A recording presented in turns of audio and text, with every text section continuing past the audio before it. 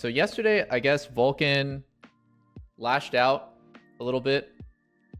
Lashed out a lot. NA pros are trash and don't have a good enough work ethic. Steve, Platinum 4, who never applied himself to be good enough at anything in life.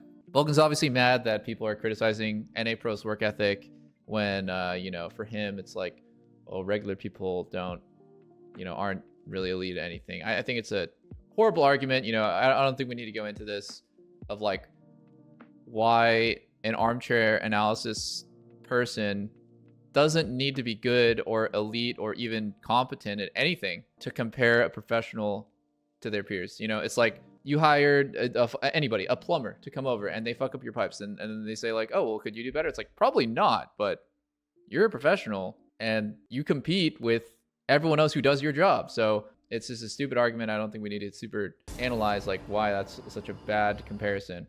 So after Vulcan decided to get himself ratioed by the entire LoL esports community, he has posted an update. So he got a lot of backlash for this, saying, why don't you compete against me, Steve, instead of tweeting at me from your basement? Pretty horrific argument. And let's go ahead and see what his follow-up was. Okay, here's me using more brain power, trying to convey my thoughts in a better way. What I tweeted earlier seems like I condemned fans from criticizing NA pros because they aren't on the same level as we are. What I was thinking and upset about isn't that you aren't qualified to comment or judge. That's totally fair. We are paid to perform and compete, and I remember being a fan being embarrassed at how NA was doing, wanting to change that. What got me mad is that some fans were making up their minds about a region as a whole, how we are all these lazy gamers who don't want to put the work in. When I mentioned the ELO thing, I was thinking about how people from the outside don't know what it's like to grind the whole year, barely have breaks, constantly be trying to make this shit work with your team. I mean, this is where empathy comes in, because I don't think that a lot of pros know what it's like to be a regular person. I was only a regular person for a very brief time. I've told this story many, many times, but my family was very poor growing up. And when I was 15 and a half, that's the legal age to get a work permit. And I worked at Albertsons, a grocery store, as a bag boy and a fucking shopping cart fetcher for 2.5 yeI and I didn't make any money off of it. I basically, every single time I got the check, every payday, I would give that money to my, oh my God, I locked in the wrong channel. I'm so distracted. Sorry. I locked in Zillion in my solo game. So yeah, I didn't make any money. I worked about 25 to 30 hours a week, which is kind of the limit for some, because you can't be full-time at that age. Yeah, I was also, maintaining a 4.4 GPA in high school, and I was kind of starting my professional career, I guess, in League when I was in my senior year of high school. So I definitely have a little bit of insight into what it's like to be a regular person, and it fucking sucks. I especially have a lot of empathy for people in the not retail, just like customer facing jobs, because my time being a bag boy, it was fucking dog shit. Like, people are just awful. They make your life miserable. It's just completely like mentally draining stuff. And I wasn't even full-time. Like I said, I was like probably 25 to 30 hours a week. It blew, and doing that along with high school really sucked. So yeah, this is not really, I'm already not really super into the first paragraph of what he said. So I'm sure Korea and China play more League than we do. Obviously, they have the same struggles, managed to do more. How? I don't want to keep beating up a dead horse. I'm pretty sure most NA pros would spam much more solo queue if they're playing Korean, Chinese servers year-round. That's true. That is a good point. And that is simply because the motivation that you have is finite. You're going to be very demotivated if you spent 5 hours in NA solo queue learning very little. And also, the queue times are 5 times longer in NA, and that's not even an exaggeration. When I play Korean solo queue and Challenger, queue times 2 minutes, 3 minutes. When I play NA solo queue and Challenger, queue times 20 minutes plus, with obviously multiple dodges. So you could just fit more games in the same amount of time. If fucking 10 hours of just League of Legends dedicated practice time in NA, probably 10 games. In Korea, probably 20 games. So you're just getting more reps in. So obviously, that's in big parts because of ourselves and our lack of preparation when we get the chance to better our practice situation. That doesn't change the fact that right now it's disadvantage. True, I can't deny that LCK/LPL pros have better work ethic, and I know that agreeing to this makes me sound like this whiny privileged pro complaining because of criticism thrown my way, whatever. Yeah, I don't think the people who are saying Champions Queue have any idea what you guys are actually talking about. Do you think that Champions Queue is anywhere near like an advantage in terms of queue time? For it's not, it's a disadvantage. You're actively wasting time so that you can get higher quality practice. You're lowering the quantity because if NA solo queue is 1,000 players with Challenger GM / High Masters MMR, Champions queue is 50 players at a time. You know, maybe up to like 75 players because there are 50 LCS starters, 50 academy players, and there's some obviously amateur and collegiate players in there, but not everyone is going to be queuing at the same time. So how in the world could your queue time in Champions queue be better unless you're playing a role that is in dire need? Unless you're playing 1 or 2 specific roles at a specific day, it will always be higher. And there's no autofill. That's exactly right. You can't queue up for multiple roles. So there's so many things that Champions queue will increase the queue time for. So just a stupid argument. The quality of Champions queue is undeniably better though. I can't deny LCK / LPL pros have better work ethic. I know that agreeing to this makes me sound like the swiney privileged pro complaining because of criticism thrown my way. Whatever.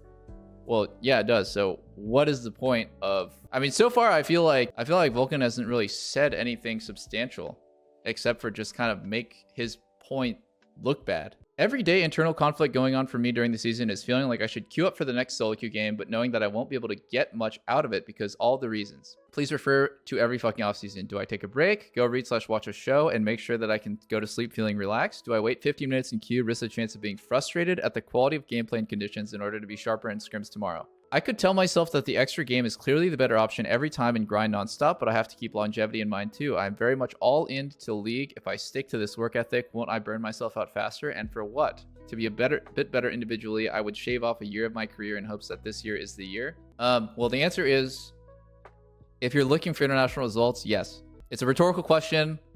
I know that for him, the answer is no, but in the scope of his life, prioritizing longevity is probably the right move. The fans don't care about your longevity at all. They only care about this next year's results. So, I mean, I feel like you're just going to be arguing two totally, like, your point is completely irrelevant to the fans who just want everyone to put everything into the next year and get replaced after you burn out by somebody else who's willing to put everything into the next year and kind of adopt the Eastern mindset that way. I don't think that's right, though, obviously. I think there's probably a balance. NA swung too far one way, and China / Korea swung too far the other way. In international competition, you know, it just doesn't matter. Like the team that practiced harder is better. We all love to showcase these great stories of hardships, perseverance, and success of world champions. What about players who grind that much from 17 years old only to be a playoffs qualification caliber player who sticks in the scene for a few years? He then has to go back to normal life with the regrets of thinking, maybe I would have played twice as long had I prioritized other things. Don't get me wrong, all pros are extremely lucky. We are crazy privileged, but fuck you if you think in here because of luck. Be in our positions, but you can't blame us for not wanting to burn through our careers and reach the unknowns of retirement faster than necessary. TLDR, it's fine that Steve is a low elo he can criticize, but he doesn't know what it's like. Don't go telling people they should lose their livelihood that they worked their whole life for because of reasons you don't quite understand.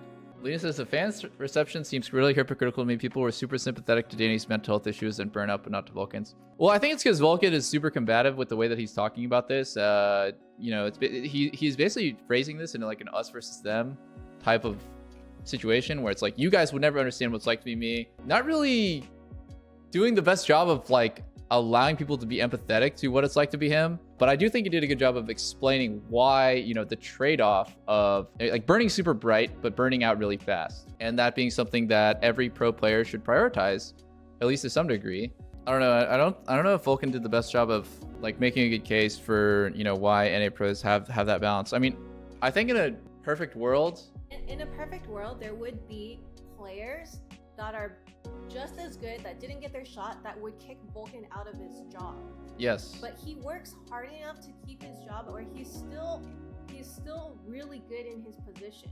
I mean, I was about to say that. Like, I think it's not even about keeping his job as like the result of it, but his work ethic and his skill combined is strong enough to perform enough to be a top 3 player. So anybody, you know, meritocracy, anybody could, with the same amount of talent or even slightly less and a better work ethic, could replace Vulcan on his team, especially if his teammates are unhappy with his performance or his work ethic.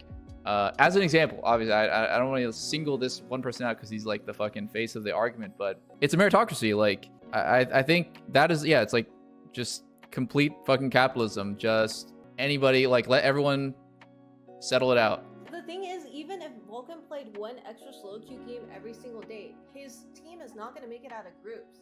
Like, I think that is why he feels like he needs to prioritize his own mental health. Yeah, that's true. There actually does seem to be a little bit more... Like, if the argument is about making out of groups, then I don't think the argument is about, you know, Vulcan specifically. It's about, like, the team as a whole. And I don't think it's fair to single him out just because he's kind of douchey about the way that he comes off on Twitter.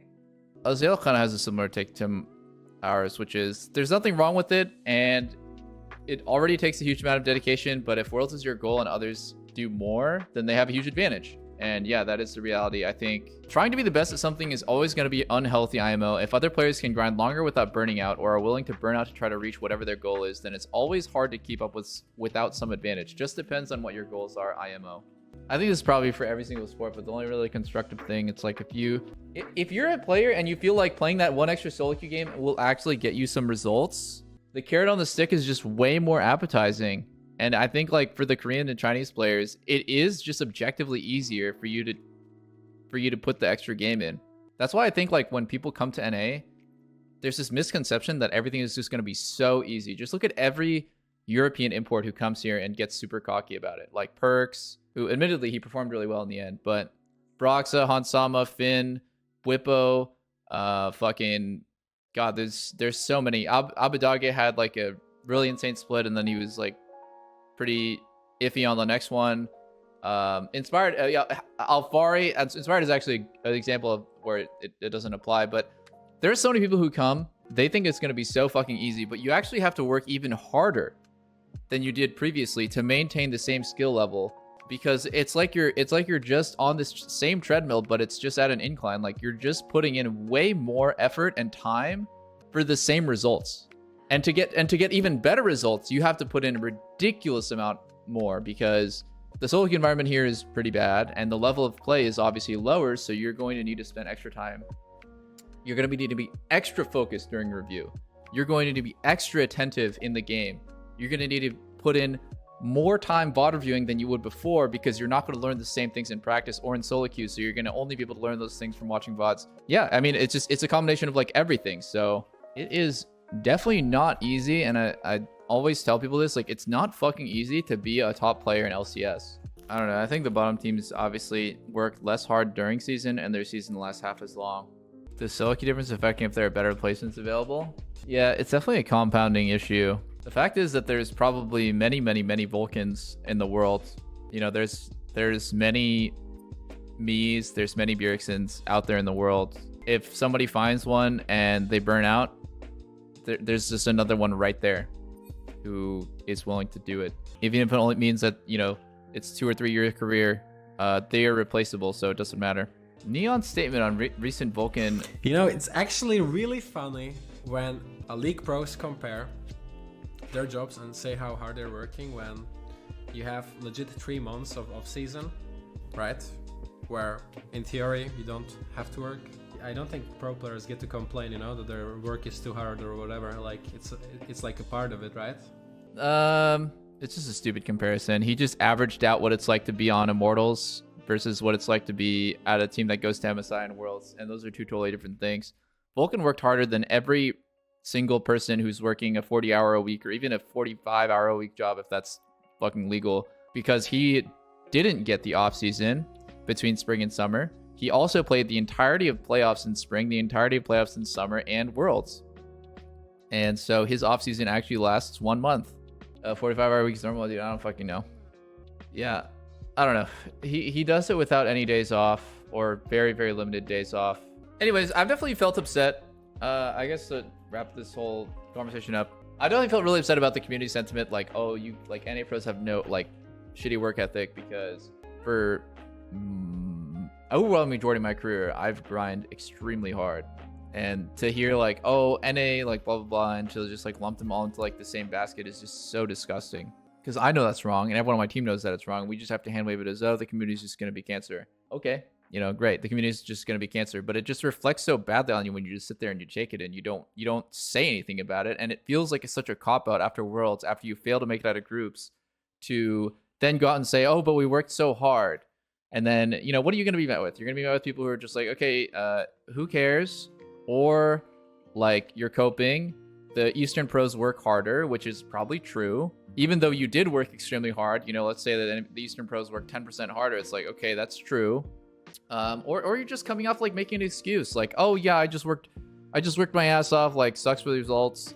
We went 1-5 in groups, blah, blah, blah. Yeah, I can understand Vulcan's frustration about it because, like, I think when pro players get criticized, it's just this giant basket of people, and at the top is people who work extremely hard, and at the bottom is people who are coasting by, for sure. I wish the bottom half of LCS would get better because that would greatly benefit everybody. I feel like Vulcan, like, what he should have done to make the same point but better is not have this conversation be about like pro players versus people who don't understand us, like average Joes, Steve in quotes.